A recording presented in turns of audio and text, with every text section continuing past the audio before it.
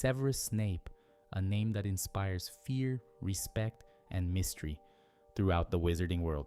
A feared Hogwarts professor, a double agent, and one of the most enigmatic characters ever created by J.K. Rowling. But there's one aspect of his genius that very few people ever talk about in depth. Snape was a spell inventor.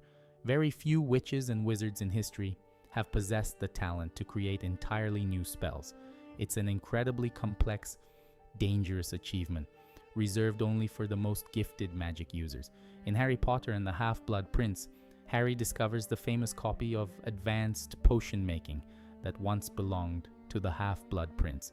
Inside that book, we uncover some of Snape's greatest creations, spells ranging from harmless jinxes to terrifying dark curses.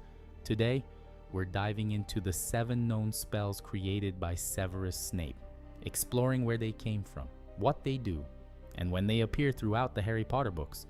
Levicorpus. Our first spell is Levicorpus. It's not deadly, but it is incredibly humiliating. Levicorpus magically lifts the victim into the air by their ankle, leaving them hanging upside down. Snape invented this spell while he was still a Hogwarts student, and it quickly spread throughout the castle. Ironically, the Marauders, including James Potter, ended up using Snape's own invention against him countless times. Although it was designed as a non-verbal spell, it can also be cast verbally by saying its incantation. The memory of Snape being suspended in midair and publicly humiliated by the Marauders became one of the most painful moments of his entire life. Liberacorpus. The counterspell to Levicorpus is Liberacorpus, which literally means free the body. It was this spell that James Potter used to release Snape after one of his public humiliations, only after Lily Evans pressured him to stop. One thing you'll notice throughout Snape's spell creations is a clear pattern. For nearly every spell or curse he invented, he also created a counter curse. That tells us a lot about his personality. He wasn't just brilliant, he was methodical, obsessive, and always thinking several steps ahead. Next up is one of Snape's smartest creations, Muffliato. Rather than attacking someone directly, Muffliato fills the ears of nearby people with an annoying buzzing sound, preventing them from overhearing private conversations. Snape invented this spell during his Hogwarts years, and years later it even became known well enough to be used regularly. Harry frequently casts Muffliato whenever he wants to speak privately with Ron and Hermione without worrying about being overheard. It's practical, subtle, and another example of just how innovative Snape truly was. Langlock. Another clever invention is Langlock. This spell magically sticks the victim's tongue to the roof of their mouth, making it impossible for them to speak. At first glance, it looks like nothing more than a cruel prank, but in a duel, it's incredibly effective. After all, many spells require verbal incantations. Harry famously uses Langlock on Peeves, the poltergeist, who flies around Hogwarts making rude gestures, but can't say a single word. The Toenail-Growing Hex, probably the least dangerous spell on this list. The Toenail-Growing Hex causes the victim's toenails to grow uncontrollably. Harry tested on Crabbe with hilarious results. While it may seem like a simple joke spell, it reveals another side of Snape's creativity. He wasn't only interested in powerful dark magic, he constantly experimented with smaller, more harmless spells as well, sharpening his magical creativity.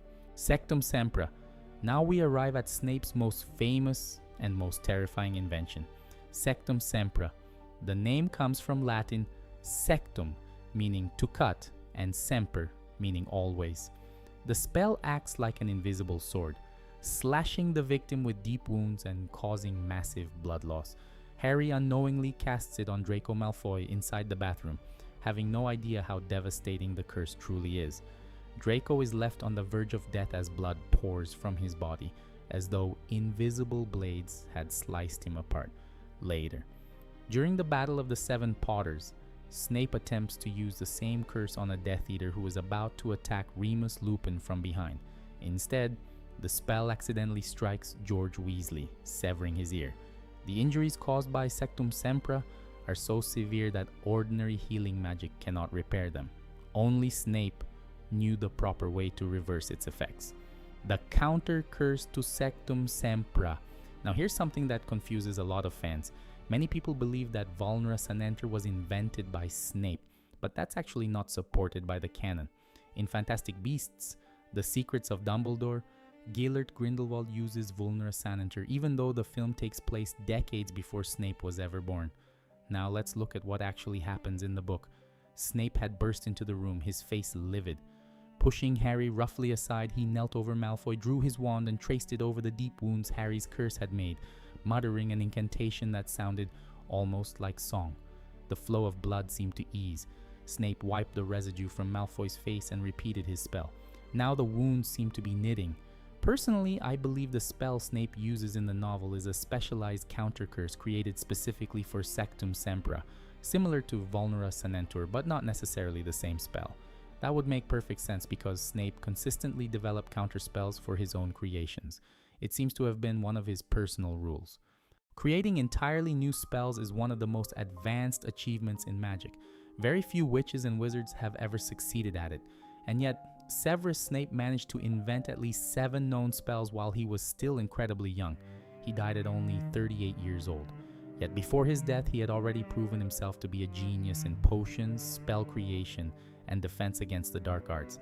Many fans believe that, had he lived longer and made different choices, Snape might eventually have reached a magical level comparable to Voldemort, or perhaps even Dumbledore. Who knows?